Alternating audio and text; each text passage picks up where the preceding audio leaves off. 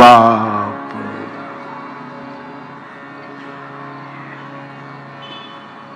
દિવ્ય ભૂમિ દ્વારકા અને ત્યાં દ્વારકાધીશની કૃપાથી જ 9 દિવસે રામકથા માનસ કૃષ્ણ અવતારના રૂપમાં આપણે એનું ગાયન કર્યું, શ્રવણ કર્યું. એનો આજે વિરામનો દિવસ, ત્યારે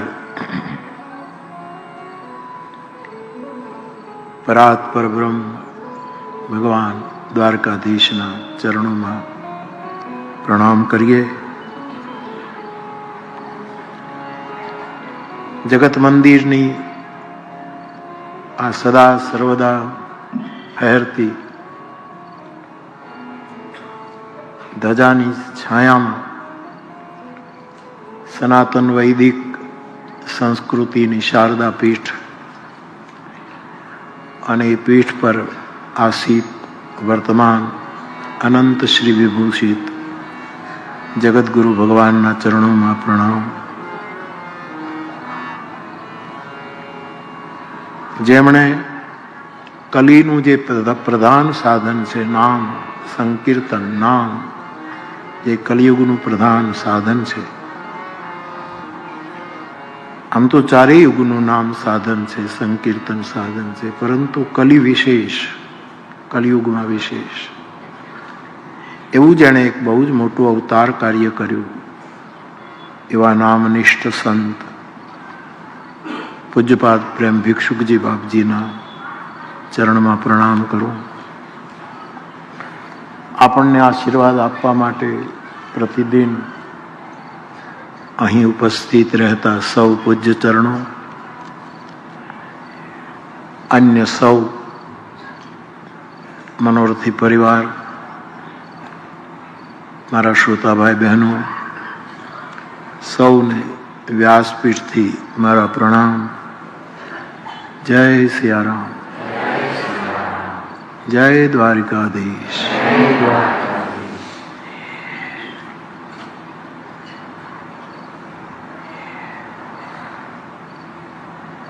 બહુ સમય નથી, પરંતુ એક મંત્રથી કથાનો આરંભ કરું.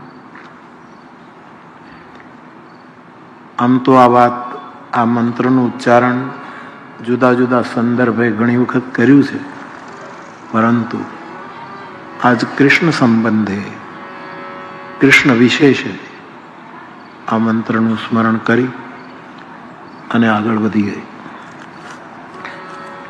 મંત્ર છે, મારી ચૂક ન થતી હોય, કારણ કે મને સ્મરણ આવ્યું એ મેં લખી લીધું, પણ મંત્ર છે કદાચ તૈતરીય ઉપનિષદનો, અથવા તો જે ઉપનિષદનો હોય આપ ગોતી લેજો, ભૂલ ચૂક લેવી જોઈએ. એ મંત્રના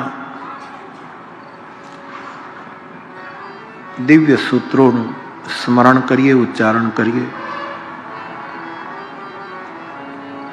આપ સૌ સાંભળીને બોલજો એવો વિનય કરું છું. સત્યેન સત્યેન સત્યેન લભ્યસ્તપસા લભ્યસ્તપસા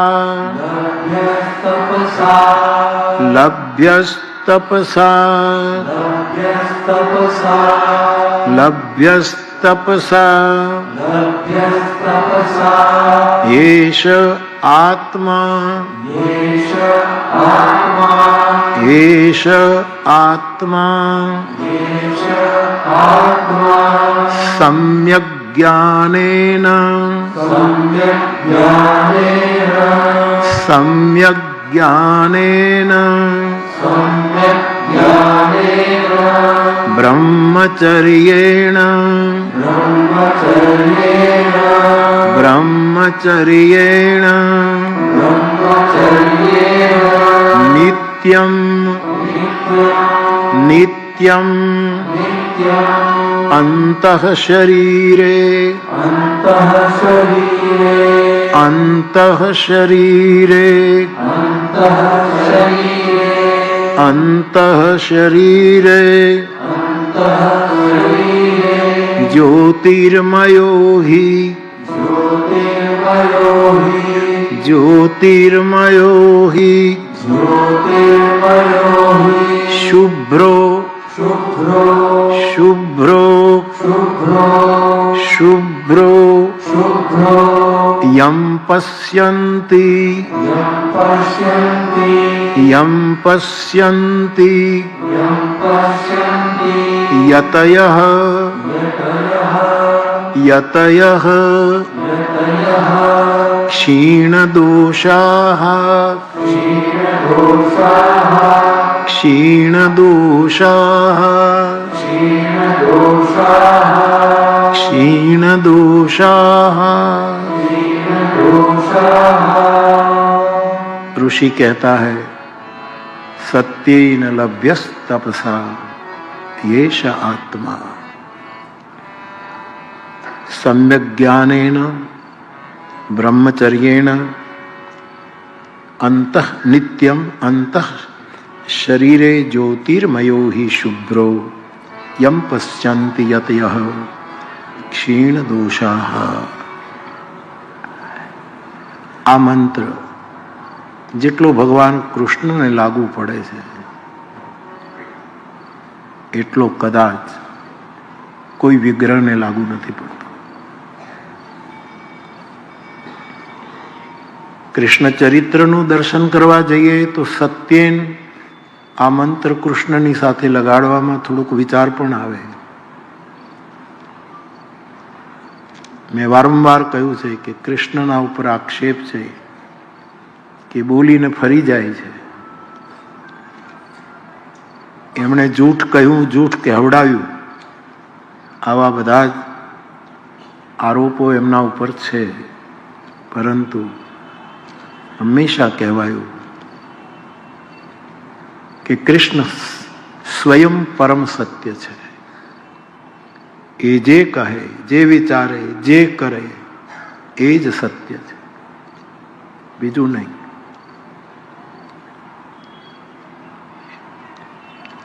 લભ્યસ તપસા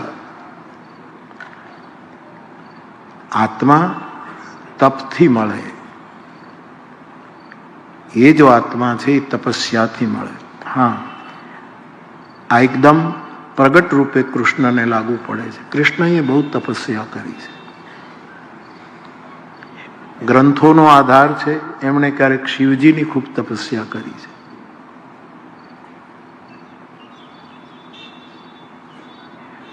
ક્યારેક અર્જુન માટે પણ તપસ્યા કરી છે। બહુ જ તપ કર્યું છે। મહાપુરુષનું એક લક્ષણ છે બાપ, જે બીજાને માટે તપ કરે। મારું જે થવું તે થાય, પણ બીજાનું પતન ન થાય એટલા માટે બીજા માટે જે તપ કરે એ મહત પદનો એક લક્ષણ છે। કૃષ્ણએ બહુ કર્યું। આજે રાજાધિરાજ તરીકે, યદ્યપિ અહીંયાના રાજા પણ નથી, છતાંય દ્વારકાધીશ કહેવાય। રાજ્ય તો ઉગ્રસેનને આપ્યું છે, પણ છતાંય રાજાધિરાજ તરીકે આપણે પૂજીએ છીએ। કાલનું અમે દર્શન કર્યું, કેટલું અમે બેઠા દર્શનમાં। વીરપુર જલારામ બાપા, એમની ગઈકાલે પુણ્યતિથિ હતી અને વીરપુર બાપાએ મનોરથ કરેલો કે દ્વારકાધીશને રાજભોગ અથવા તો વિશેષ ભોગનું આયોજન હતું। કાલે અમે દર્શન કર્યા, બહુ આનંદ આવ્યો। એ જે ઠાઠ છે, પણ એ ઠાઠની અંદર એક બહુ જ મોટું તપ પડ્યું છે। આપણે તો એમ કહેવાય છે તપેશ્રી વોહી રાજેશ્રી। જે તપસ્વી છે એ જ રાજર્ષિ થઈ શકે। આનંદ આવ્યો। અમારા પૂજની પૂજારીગણ, સમગ્ર બ્રાહ્મણ કુળ અહીંનું બહુ વ્યાસપીઠને સદભાવના આપે છે, આદર આપે છે, એ સદભાગ્ય છે. બધાએ બહુ ધામધૂમથી ઉત્સવ ઉજવ્યો. પણ તમને ગમે એવી એક વાત કહી દઉં વચ્ચે, કે આ પ્રસંગે આરતી થઈ ત્યારે પૂજનીય અને પ્રિય અમારે પૂજારી શ્રી કહી દો, એમણે કહ્યું, બાપુ આવતી કથા એના મનોરથી દ્વારકાધીશ બને અને કથાની સેવા મને આપી દો.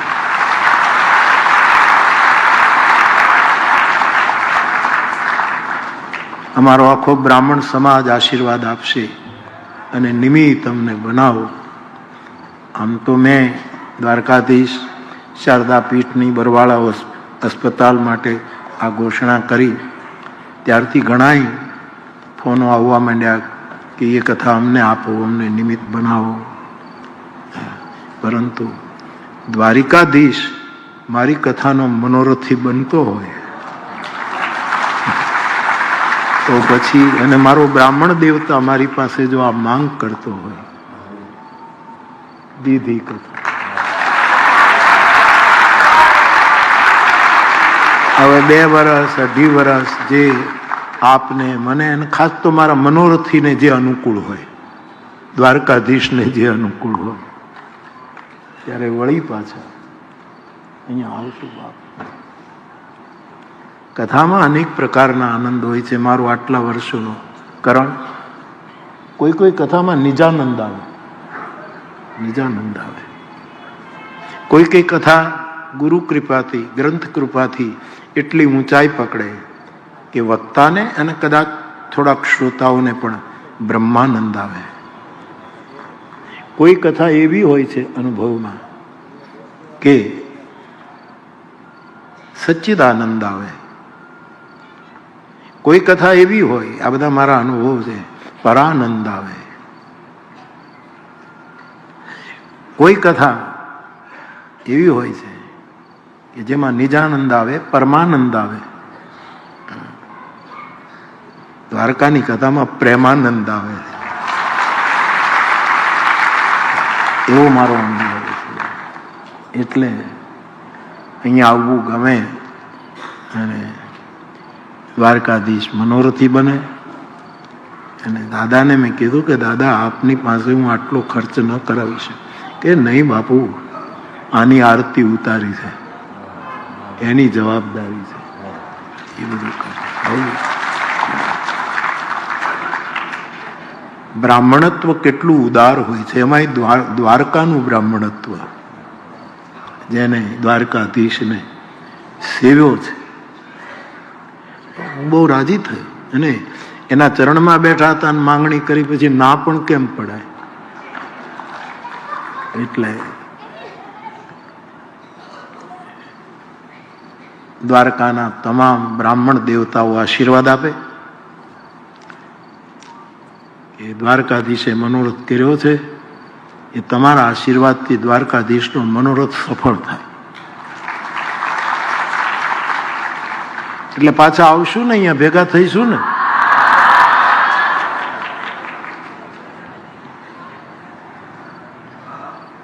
પણ હું એ કહેવા જતો, મેં દાદાને પૂછ્યું કે હું જાહેરાત કરું. કાલે રાતે મેં બેસાડ્યા, હું આવ્યો પછી બોલાવ્યા. મેં કીધું દાદા મને પહેલું થાય કે આપના પાસે.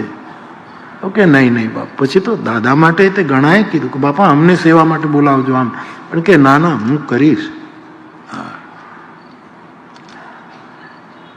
એક ગરીબ બ્રાહ્મણ હતો, એવી જ વાતો હંમેશા થઈ છે. બ્રાહ્મણની વાત આવે એટલે એક દરિદ્ર બ્રાહ્મણ હતો. દ્વારિકાધીશનું સેવન કરે એ દરિદ્ર ન હોય, એની પાસે તો ભૂખ્યો થઈને કૃષ્ણ દરિદ્ર બનતો હોય છે કે મને રાજભોગ ખવડાવ. એટલા માટે હું રાજી થાઉં છું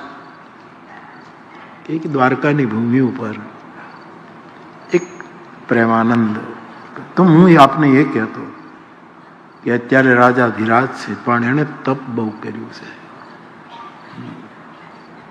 નવું સર્જન કરવું હોય તો તપ કરવું પડે. નવરચનાનું સંપોષણ કરવું હોય તો તપ કરવું પડે.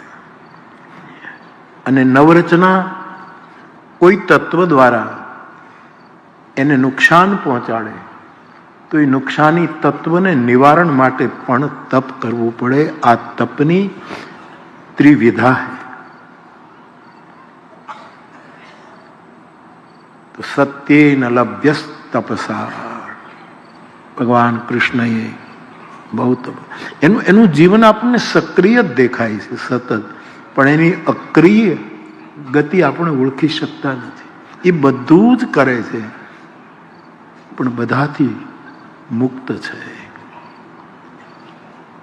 બધું જ કરે. નમે કર્માણિ લિંપંતિ નમે કર્મ ફલે સ્પૃહા. આવું એ તત્વ. અને મારે આપને એટલું જ કહેવું છે કે જીવતા જીવતા અથવા તો આપણી જીવન યાત્રા પૂરી થાય ત્યારે જો 3 જણા દેખાય ને તો સમજવાનું આપણું જીવતર સફળ થઈ. 3 દેખાવ. એક, આપણને અનુભવવું જોઈએ કે મારું મૃત્યુ આવી રહ્યું છે, એના પગલા સંભળાય છે, એની આહટ, એની ભનક. ભજનાનંદીઓને આ ખબર પડે. આ ખબર. આપણે તો સંસારી જીવ, આપણને ખ્યાલ ના આવે, પણ ભજનાનંદીઓને ખબર પડે. પણ ભજનાનંદી કેવો કોને?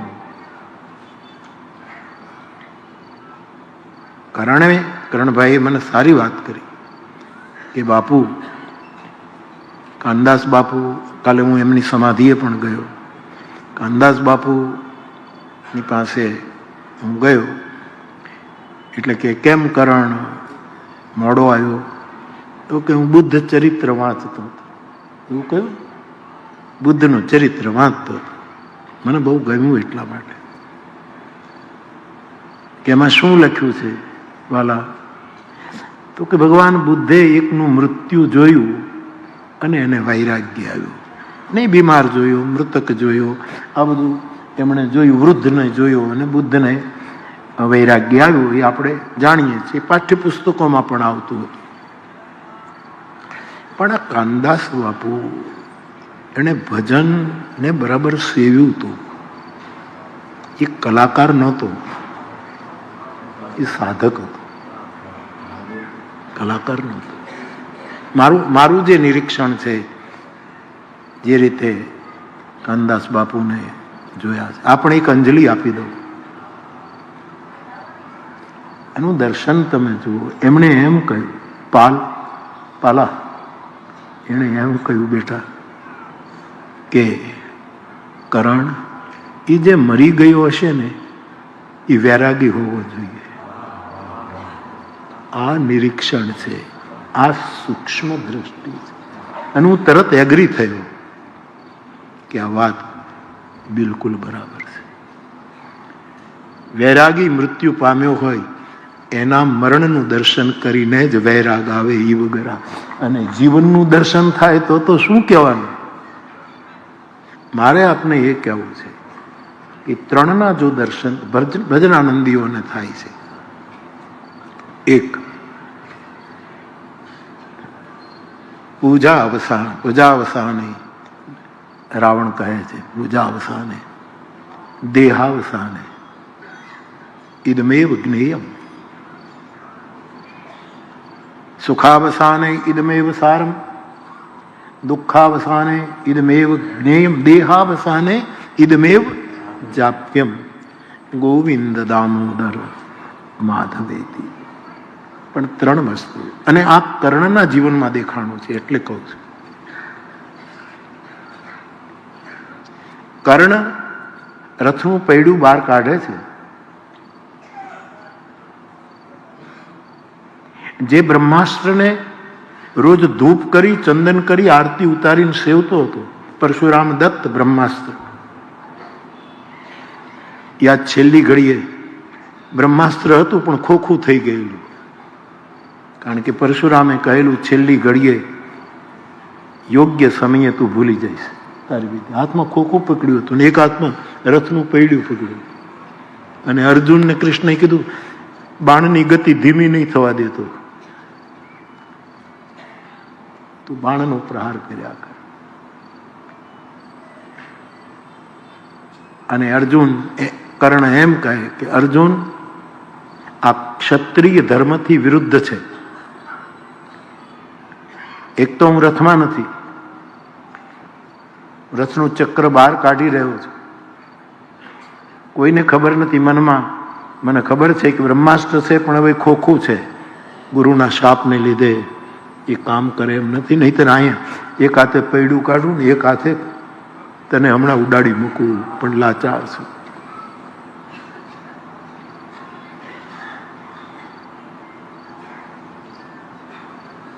અને જ્યારે અર્જુન જવાબ આપવા જાય છે ત્યારે કૃષ્ણએ કહ્યું તું બાણ માર્યા કર, વાણી હું કહીશ.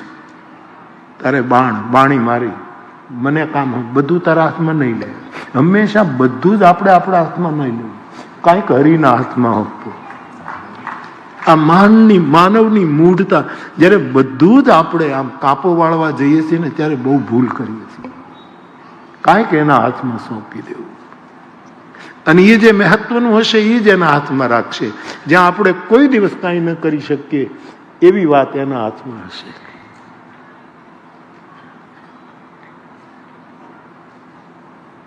અને કહ્યું કે ક્ષત્રિયનો ધર્મ, યુદ્ધનો ધર્મ, આ બધું તું અત્યારે કર્ણ યાદ કરે. લાક્ષાગ્રહની યોજનામાં તું સંમત હતો? પૈડું ખેંચે બ્રહ્માસ્ત્રનું ખોખું હાથમાં. લાક્ષાગૃહની યોજનામાં તારી સંમતિ હતી? હા કે ના? એ વખતે તારો ધર્મ ક્યાં ગયો હતો? આટલા વર્ષો વનવાસ ભોગવ્યા પાંડવોએ, અને વનમાં પણ એને દુઃખી કરવા માટે જે જે કૌરવ પક્ષે યુક્તિ પ્રયુક્તિ થઈ એમાં તારી સંમતિ હતી? માથું હલાવ્યું ત્યારે ધર્મ ક્યાં ગયો? કુરુકુળની એક પુત્ર વધુ, પાંડુ કુળની એક પુત્ર વધુ નિર્વસ્ત્ર કરવામાં આવે ત્યારે તું શું બોલ્યો હતો? હું નહીં બોલી શકું, તું જ યાદ કર તારા શબ્દોને.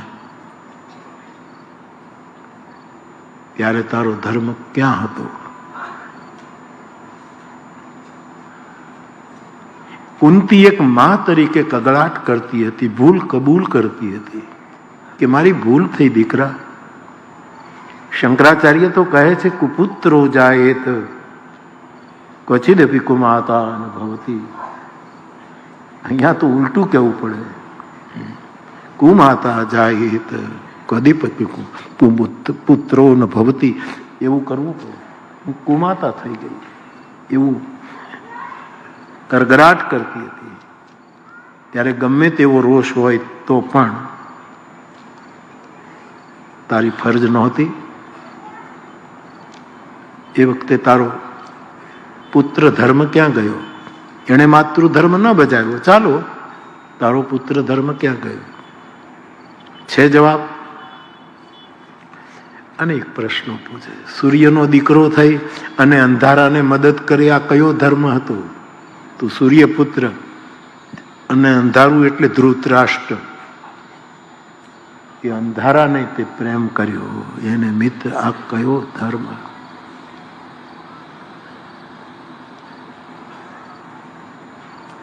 અને એ વખતે શૈલ્યને કહે છે કર્ણ, એનો સારથી શૈલ્ય છે, અને સતત શૈલ કર્ણનો હતોત્સાહ કરતો હતો. યુધિષ્ઠિરે માંગ્યું હતું, જ્યારે શૈલ સારથી થયો કર્ણનો, યુધિષ્ઠિરે કહ્યું કે તમે સારથી ન થાઓ. તો કે નહીં, હવે વચન અપાય. પણ તો પછી પાંડવોનું શું થશે? કે હું એક કામ કરીશ, કર્ણ ગમે તેવું લડશે ને તો એ કડવા વાક્ય કઈ, કાગડો કાગડો કહીશ. કાગડો, કર્ણને કાગડો કહ્યો છે, એનો હતોત્સાહ કરી નાખીશ. એટલે એનું યુદ્ધ જેટલા તીવ્રતાથી કરવું હોય એ નહીં કરી શકે. આ બધી કૃષ્ણનો ખેલ છે સાહેબ, આ બધી લીલા એની છે સાહેબ.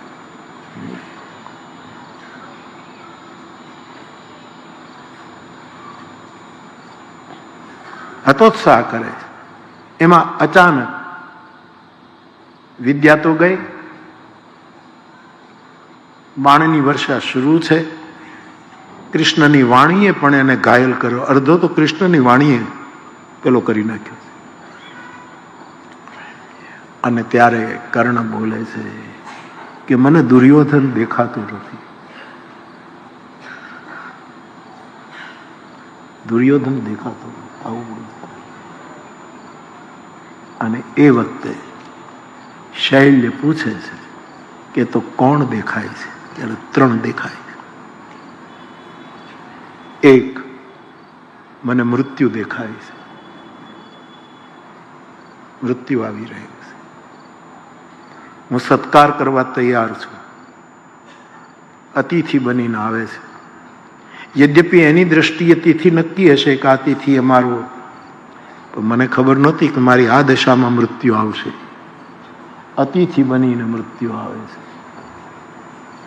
અને બીજું, ભલે ગમે તે મારી વિદ્યા જતી રહી બધું હોય, પણ અત્યારે મને મારો ગુરુ દેખાય છે, પરશુરામ દેખાય છે. આ મારું સદભાગ્ય છે. અને અને અને મને પ્રત્યક્ષ યોગેશ્વર કૃષ્ણ દેખાય છે. જેટલા જેટલા ભજનાનંદી આપણી આ પૂર્વની સભ્યતામાં પછી દેશમાં થયા હોય, ભજનાનંદી શબ્દ મને પ્રિય છે, ભજન શબ્દ મને પ્રિય છે, એટલા માટે બોલું છું. બાપુ, લીમડી બાપુ, ત્રિભુવન દાદાએ મને એકવાર કહેલું કે નિંબાર્કી પરંપરાના એક, એ જ્ઞાન સ્વામી બાપા કહીએ નહીં, પણ નિંબાર્કી પરંપરા, ત્યારે મારો જન્મ એ નહોતો. મને જ્યારે આ વાત પછી જ્યારે હું રામાયણ ભણતો હતો ત્યારે મને કહ્યું કે નિંબાર્કી સંપ્રદાયના, આપણી પરંપરાના એક સાધુ જૂના રામજી મંદિરે આવેલા અને 3 દિવસ રોકાયેલા અને કોઈના હાથું જમતા નહોતા.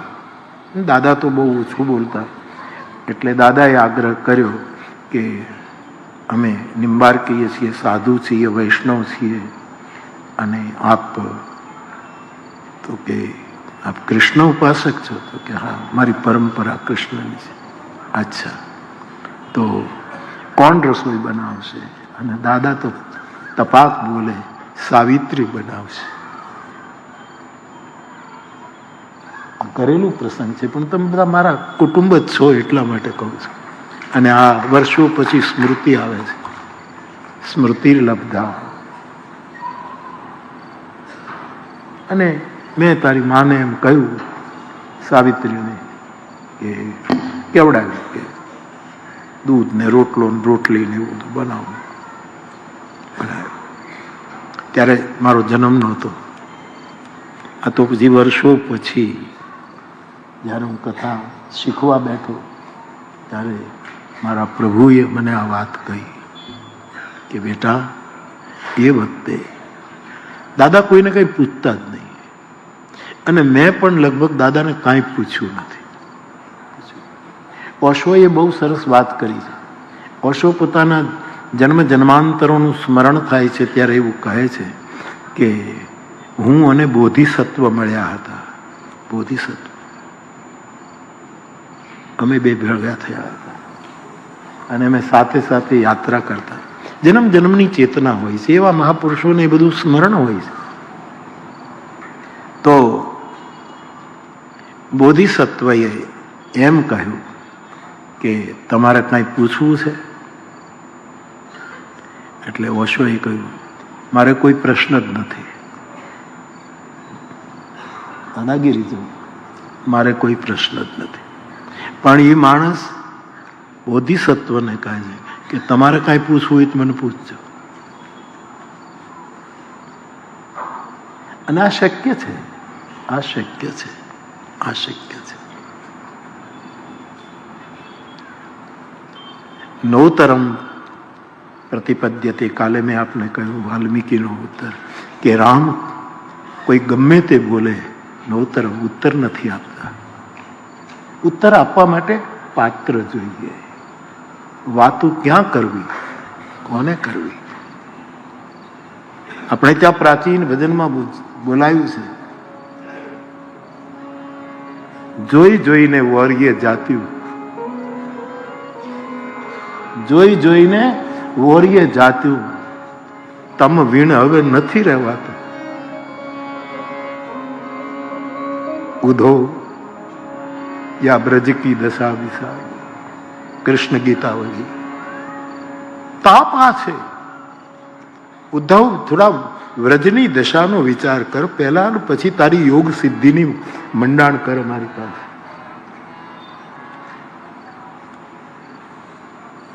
તુલસીદાસ વો ભજન બહો. તુલસીદાસ એ બધું જ ખતમ થઈ જાવ, એ ભજનમાં આગ લાગે. જેને બીજો ભાવે, જેને બીજો ભાવે એ ભજન હળગી જાઓ. આવું તુલસી કહે. એક મિનિટ, હું કૃષ્ણ ગીતાવલી જોતો હતો એટલે પછી મેં લખી લીધું છે.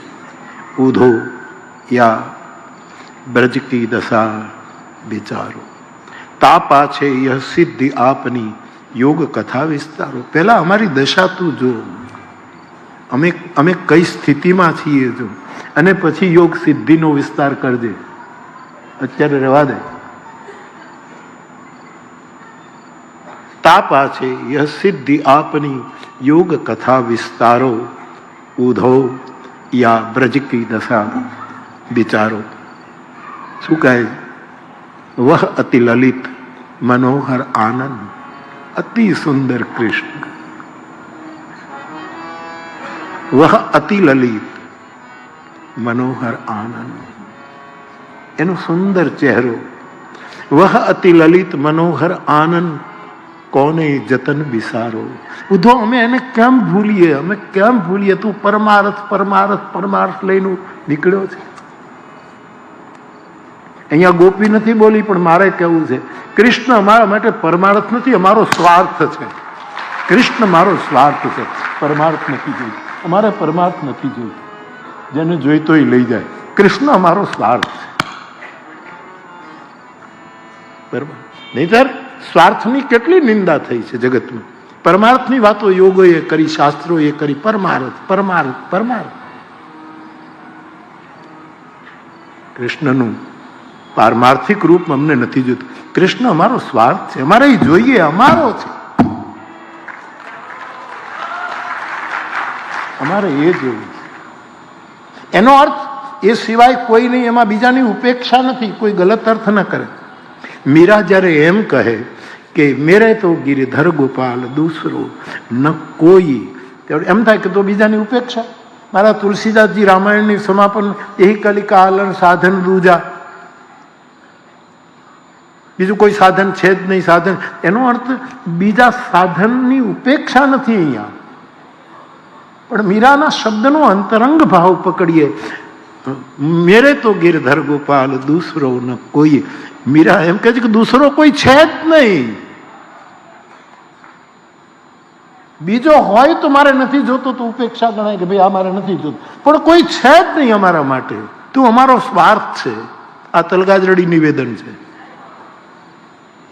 કૃષ્ણ, તું મારો પરમાર્થ નથી, તું મારો સ્વાર્થ છે. અમારે જીવવું હોય તો તારું નામ લેવું પડશે. અમારે જીવવું હોય તો તને ગાવવું પડશે. અમારે જીવવું છે તો એ અમારો સ્વાર્થ છે.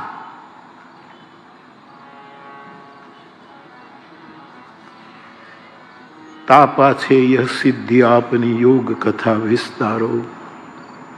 ઉધો યા બ્રજ કી દશા વિચાર. કૃષ્ણ ગીતાવલીના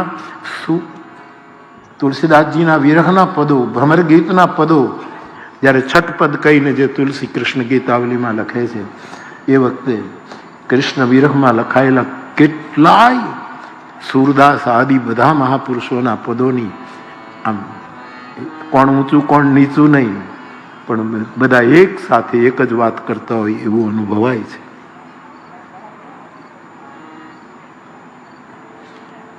વહ અતિ લલિત મનોહર આનંદ કોને જતન બિસારો. અમે કેમ ભૂલીએ એને? જોગ જુગતી અરુ મુક્તિ વિવિધ વિધિ વા મુરલી પરવારો. તારી યોગ યુક્તિ સાધના ફલા ફલા અમે એની મુરલી ઉપર વારી ચૂક્યા છીએ, ઉવારી ચૂક્યા છે. કોણ મુક્તિ, કોણ પરમાર્થ?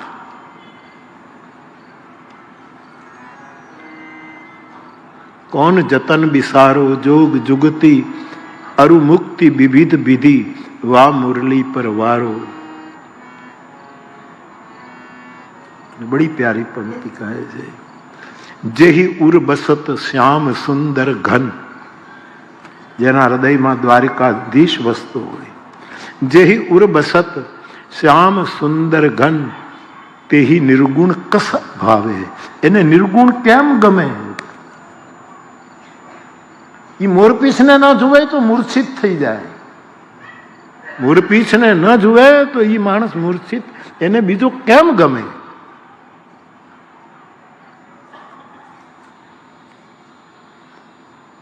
जेहि उर बसत श्याम सुंदर घन, तेहि निर्गुण कस आवे। तुलसीदास सो भजन भाव। ये भजन ने फेंकी दो, हड़गावी दो।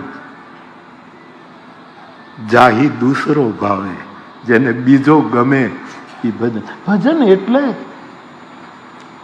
पछी बीजू कोई छे ज नहीं। गमा अणगमानी वात मूकी दो, कोई रहतुं ज नथी। एक बाजू आखू वेदांत अद्वैत सुधी लई जवा माटे કેટલો પ્રયાસ કરે, થાકી જાય એટલો પ્રયાસ કરે. અને એક બાજુ ભજનાનંદી પુરુષ કૃષ્ણને સ્મરતો સ્મરતો વેદાંતને ઓવરટેક કરીને ઉપર જતો રહે છે. કોઈ છે જ નહીં, કોઈ છે જ નહીં. મારી વાત આપના સુધી જાય તો તમારો જે માર્ગ હોય ભગવાન તમને સફળતા આપે. પણ મારી વાત જો માનો તો મેં તમને બહુ કથા સંભળાવી છે, અને એ વાત માનવાથી તો આજથી નક્કી કરજો, કૃષ્ણ અમારો પરમાર્થ નથી, અમારો સ્વાર્થ છે. એ અમારો સ્વાર્થ છે, નર્યો સ્વાર્થ છે, એકમાત્ર સ્વાર્થ, પ્રમાણિક સ્વાર્થ છે. આ સિવાય મને કઈ ના જોઈએ. હું આપને એ કહેતો કે ભજનાનંદી માણસોના આવા અનુભવો હોય છે દુનિયામાં ગમે ત્યાં. એટલે ઓશો કહે કે બુદ્ધિસત્વને મેં એમ કહ્યું કે મારે કાંઈ પૂછવાનું નથી, તમારે કાંઈ પૂછવું હોય તો પૂછજો, મારે પૂછવું નથી. આવી એણે પોતે પોતાની વાત કહી છે, અને ડાઉટ કરવાનું કોઈ કારણ નથી. થયું હોય કે ન હોય, પણ આપણને ગમે છે, એમાં આપણે શું કામ વચ્ચે કાંઈ ચંચુપાત કરીએ. બુદ્ધ પુરુષોના અનુભવો એને આપણે કળી નથી શકતા, નથી સમજી શકતા, બહુ જ કઠિન છે. હું આપને એ કહેવા જતો હતો કે દાદાએ કોઈને કંઈ પૂછ્યું નથી, કોઈ દિવસ કંઈ પૂછ્યું નથી, અને મેં પણ ક્યારેય કઈ પૂછ્યું નહીં. કારણ કે અનરાધાર વર્ષે મન મગન ભયો ક્યાં બોલે. તમને કોઈ પાણીમાં ડુબાડી દે પછી તમને કહું કે તમે ગીત ગાઓ તો ગાય કેમ? કેમ ગાવું? કેમ ગાવું?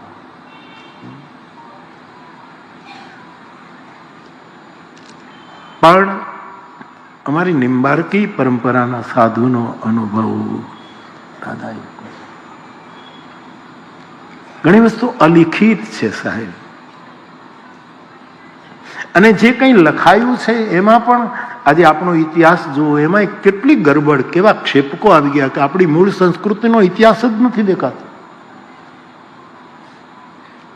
વિદેશી લોકોએ અથવા તો વિધર્મી લોકોએ અથવા તો સનાતન ધર્મ જેને પસંદ નથી અથવા તો સનાતન ધર્મને એન કેન પ્રકારે તોડવાના બુદ્ધિપૂર્વક પૈસાથી પદથી ગમે તે રીતે પ્રયાસો થતા હોય એવા સમયમાં કેટલું કેટલું અંદર નાખી દેવામાં આવ્યું છે.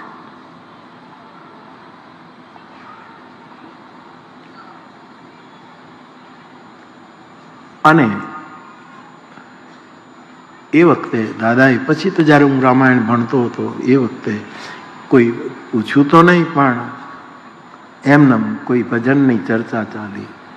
તુલસીદાસજીની એક ચોપાઈ છે, આ ચોપાઈ મને હવે સ્મરણ થાય, આ ચોપાઈ ચાલતી હતી એમ જ સંદર્ભમાં ત્યારે આ વાત નીકળી છે.